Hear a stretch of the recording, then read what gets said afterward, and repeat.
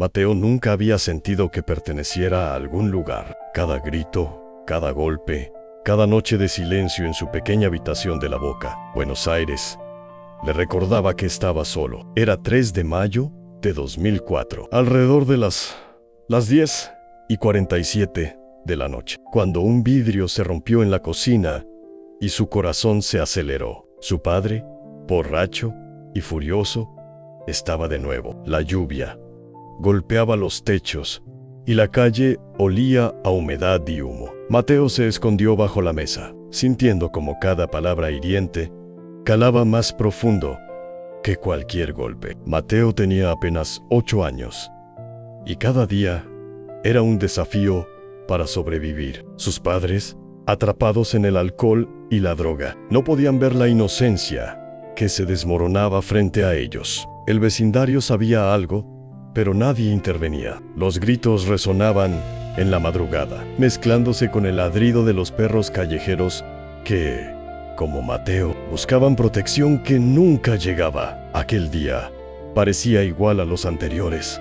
Su madre, drogada, apenas podía mantenerse de pie. Su padre gritaba y arrojaba objetos al suelo. Mateo recordaba haber contado los segundos mientras el reloj marcaba 23:15, sintiendo como el miedo se hacía físico, un nudo que le impedía respirar. Cada golpe y cada insulto le enseñaban que su mundo estaba lleno de dolor, pero algo en su interior, una chispa pequeña, le decía que debía resistir. En la escuela, la rutina era otra batalla. A los 8 años, fingir normalidad era un arte que Mateo aprendió rápidamente. Sus maestros notaban sus moretones, pero sus explicaciones eran vagas y su mirada demasiado cansada para llorar. Sin embargo, un libro olvidado en la biblioteca se convirtió en su refugio, un lugar donde la imaginación podía reemplazar temporalmente la realidad. Las noches de invierno eran particularmente crueles. El 12 de junio de 2004, alrededor de las 2 de la mañana, Mateo fue obligado a quedarse despierto mientras su padre le recriminaba por no ser suficiente. Su madre, completamente ausente, no intervenía. Cada campanada del reloj resonaba como un recordatorio de que estaba solo, atrapado en un ciclo interminable de abuso y abandono. A pesar de todo, Mateo comenzó a notar que su sufrimiento podía convertirse en algo más sano.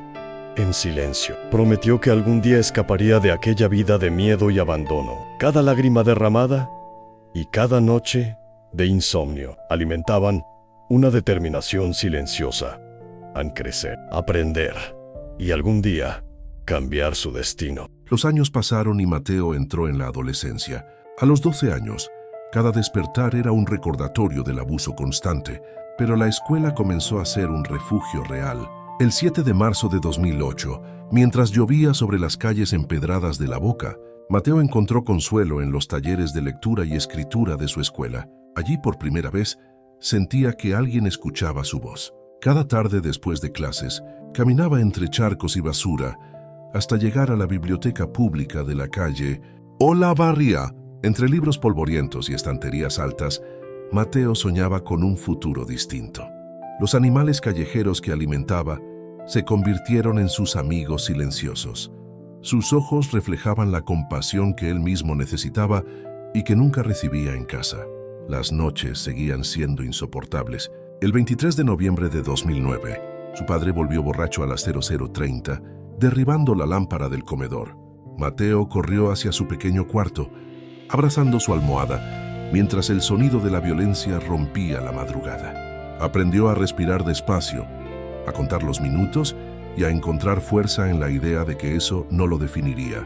A los 14 años, comenzó a trabajar medio tiempo repartiendo periódicos. Cada peso que ganaba le daba un pequeño sentido de libertad. Con sus manos temblorosas, compraba libros que alimentaban su mente y su esperanza.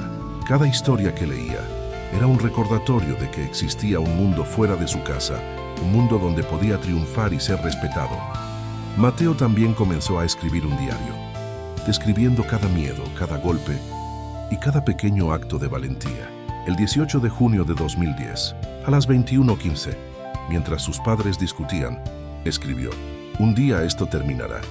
No sé cómo, pero lo hará. Seré más fuerte que ellos, más fuerte que el dolor». Estas palabras se convirtieron en su mantra silencioso, un faro de luz en medio de la oscuridad. A los 16 años, Mateo logró su primer empleo formal en una cafetería del centro de Buenos Aires. Era el 14 de septiembre de 2012 y a las 6:45 a.m. caminaba por calles mojadas, sintiendo frío y miedo, pero con una chispa de esperanza que nunca se apagaba. Cada peso ganado significaba más independencia, más control sobre su vida. Sus estudios nocturnos continuaban, aunque a menudo llegaba agotado. Los lunes 5 de noviembre de 2012, mientras su padre dormía borracho y su madre desaparecida en su mundo de drogas, Mateo estudiaba contabilidad en la biblioteca.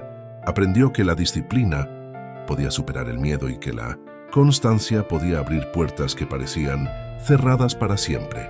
El 3 de marzo de 2013, mientras repartía pan a los vecinos, pensó en los perros que siempre había cuidado. Cada uno era un recordatorio de su infancia. Abandono, dolor y resiliencia. Mateo comenzó a entender que podía cambiar su vida sin dejar de lado la compasión que había aprendido de su propia soledad. Los fines de semana, entre clases y trabajo, se dedicaba a pequeñas acciones solidarias. Ayudaba a un vecino mayor con compras y cuidaba animales callejeros. Cada gesto le enseñaba que podía construir un mundo distinto, empezando por él mismo. La violencia que vivió se transformaba lentamente en fuerza y empatía. A los 18 años, logró mudarse de su hogar. Fue el 2 de julio de 2014, un día soleado a las 10:00 a.m. cuando cerró la puerta de la casa de sus padres por primera vez y respiró profundo. Por fin estaba solo, libre de los gritos y los golpes, aunque la cicatriz emocional permanecía. Su libertad recién comenzaba, pero la esperanza se sentía tangible.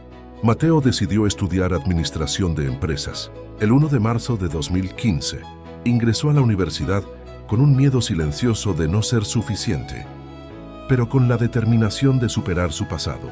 Cada examen, cada proyecto entregado, era un paso hacia un futuro donde podría escribir su propia historia. Durante la universidad, trabajaba en 2 empleos para pagar sus estudios y mantenerse independiente.